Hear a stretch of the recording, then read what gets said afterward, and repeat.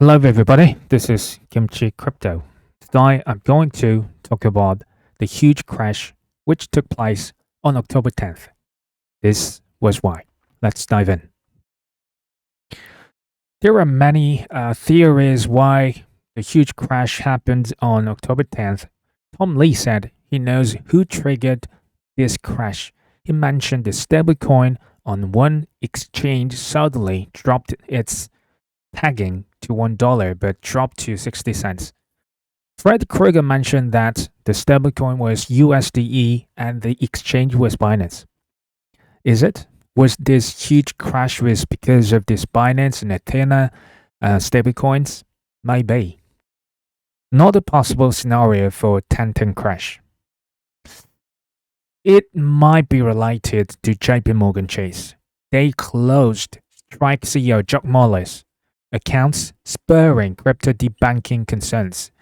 Jack Mullis said, JP Morgan Chase, Jack Mullis is one of those Bitcoin maximalists and who is the CEO of Strike, which is the Bitcoin payments company. Anyway, JP Morgan Chase closed his accounts without warning, citing concerning activities on his accounts.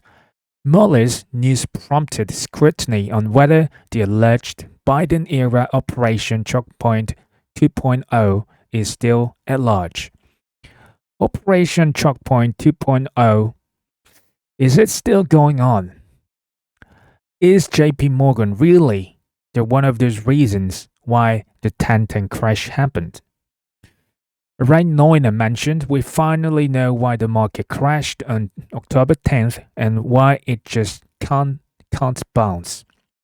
We never really understood why the big crypto crash started on October 10th and why we couldn't even get a single meaningful bounce. Well, let me introduce you later. What is he talking about? Is it related to JP Morgan, really? Another article here, JP Morgan warns of MicroStrategy delisting risk from major equity indices, aka MSCI index, Morgan Stanley Capital International Index. JP Morgan, in short, they want to attack Bitcoin, especially strategy at this point, and dollar stablecoins, but this time strategy. Why? JP Morgan wants to delist strategy from MSCI index. Why? MSCI index, sovereign wealth funds and national pension funds, they usually invest in those passive ETFs, index ETFs. And if it's delisted, if strategy is delisted from the MSCI index, sovereign wealth funds and national pension funds like Norwegian or Abu Dhabi national funds, sovereign wealth funds, they can't help but to sell strategy stocks at the same time. It could be $2.8 billion. JP Morgan made a report about it and warned its investors the day before 10-10 crash because strategy is included in most passive index funds like MSCI index funds, Nasdaq 100, etc. So as damage could be exaggerated if this really happens.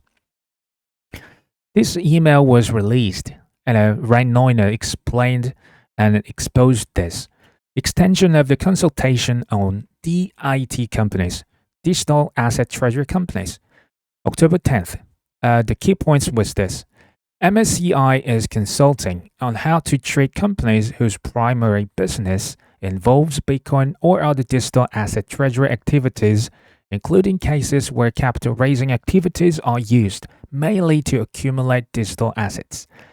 MSCI proposes to exclude from its global investable market indexes companies whose digital asset holdings are above 50% of their total assets, in this case, strategy. The consultation period is open until December 31st of this year. Financial conclusions are scheduled to be announced by January 15th of next year. This means they are going to, make some thirds and just release it from time to time until January 15th of next year. Institutions holding strategy stocks was warned of de-risking risks from a strategy from MSCI index. That could be the reason why this huge crash, the biggest ever crash happened a month ago. This could be another reason why Tencent crash was so huge. When you go out into the Twitter, there's ongoing debate strategy, aka Bitcoin maximalist versus JP Morgan, anti-crypto versus crypto-friendly groups. Anti-crypto is JP Morgan and Federal Reserve. Federal Reserve was made by JP Morgan, Citi, Bank of America, those U.S. major banking companies back in early 20th century, versus Trump, Bitcoin maximalist, stablecoin issuers, D80 companies, RWA, and even big tech companies. They are fighting against each other like dog and cats these days, actually several years ago. It's another extension from Bitcoin is fraud back in 2017, mentioned by JP Morgan Jamie Dimon. For the last 100 plus years, truth to be told, JP Morgan and Federal Reserve monopolized the right to print money and distribute money. Federal Reserve printed money, and JP Morgan, Bank of America, those major US banking companies distributed that dollar money into the system, global system. That has been going on for the last 100 plus years now. But something just popped up, just came in. Bitcoin, dollar stablecoins, DeFi, tokenization just came out. All those decentralized things deprive JP Morgan and the Federal Reserve of monopoly right to print money, to distribute money. The truth is, the danger which the JP Morgan is facing right now is people don't deposit in American banks like JP Morgan, Bank of America, and Citi. And this will be more accelerate as time goes by, because they use just dollar stablecoins for various transactions peer-to-peer. They don't have to go through those banking companies and those middlemen in between, Swift, those networks, etc. It takes too long. It costs too much, right? Currently, dollarization is underway, and people all prefer US dollar, rather than their own local currencies. And this will be exacerbated, because of Genius Act. It has passed, several months ago. Global citizens will prefer dollar instead of their local currencies. This is what we call dollarization. But after dollarization, after this stablecoin, prosperity, when it's gone, maybe 30 years, maybe 40 years later, who knows exactly.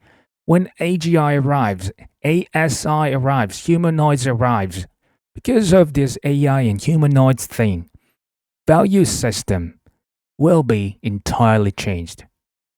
What do I mean by this? Productivity soars, whereas labor costs just goes to zero, which means there's no need to work for just to make money. We will be we will be given universal basic income by the government. What do labor and currency mean? Currency is to distribute the scarce resources to each individual, but we don't need to work to make money. It will be somewhat similar to Roman citizens 2,000 years ago, who didn't need to work because of tons of slaves captured outside, colonials. The result was Romans 2,000 years ago, they were doing nothing but engaged, especially Roman citizens. They were heavily engaged in sports and entertainment because they didn't have to work. When AGI, ASI arrives, when people don't need to work to make just money, I suppose fiat currency will not mean something valuable to normal people, just like you and me, because we'll be given UBI anyway. Maybe we need UBI plus premium subscription of ChatGPT or Netflix. It might be given by the government to each individual, right? Back to the question, why is JP Morgan attacking Bitcoin crypto people that hard? They know what is really coming 100%. There's some movement in Twitter these days, all those influencers like Max Kaiser or Grant Cardone, they are boycotting JP Morgan. Close your account, move your money, tell your friends, don't bank with institutions engaged in the Epstein sex scandal. VIP, those guys were using JP Morgan a lot. And JP Morgan knew it, but they they just didn't reveal it until recently. JP Morgan doesn't want to lose control over the global monetary system, which prevailed for the last 100 plus years. And at the same time, they knew they could not destroy Bitcoin. Why attacking Bitcoin crypto strategy? Why? In 2014, at Davos Forum, JP Morgan, with all those US banking major companies, they acknowledged they can't help but to embrace it. In 2017, you know what Jamie Dimon said, Bitcoin is fraud. But just right after that, from 2018, JP Morgan worked on stablecoins and private chains, and they developed it faster and earlier than anybody else is out there. They needed more time to prepare for the era of digital assets, Bitcoin, Ethereum, digital currencies. So they're still attacking those guys' strategy. What they need is control of the whole global monetary system. JP Morgan now is likely to accept Bitcoin, Ethereum as collateral for lending services. You might have heard of this. Why? And they are selling crypto, Bitcoin, Ethereum ETFs as well. JP Morgan don't seek for capital gains just like you and me, but they don't want to lose control. They accept Bitcoin, Ethereum, and they might require you more collaterals. They will require more money, especially from you when the markets are down like these days, which reinforces their control power over time. Michael Saylor says he's not concerned about the recent warnings from JP Morgan regarding strategy's potential exclusion from the MSCI index as a bit alarmist. Saylor on potential liquidation. As long as Bitcoin goes up 1.25% a year, we can pay the dividend forever. He has 4 dividends products which pays out the dividend to its stakeholders.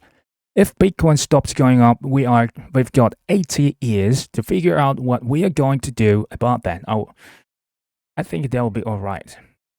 Yeah, it's a classic attack from JP Morgan upon those crypto companies, just like strategy ever since 2017. And if you sell your precious digital assets at this lower, cheap price, you will regret for the rest of your life. Further, Federal Reserve's rate cut odds in December, it went up from 29% to 70%, almost, tripled, almost doubled, 2.5, times in just 3 days. What does this mean? Both in CME FedWatch and Polymarket as well. The odds can go to 30% again. Who knows exactly what's going to happen in December, especially on December 10th. But let's wait and see.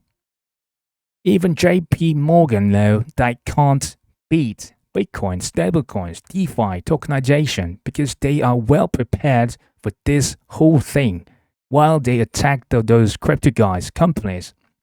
Just zoom out, stay patient, buy the dip if you can. Thanks for watching.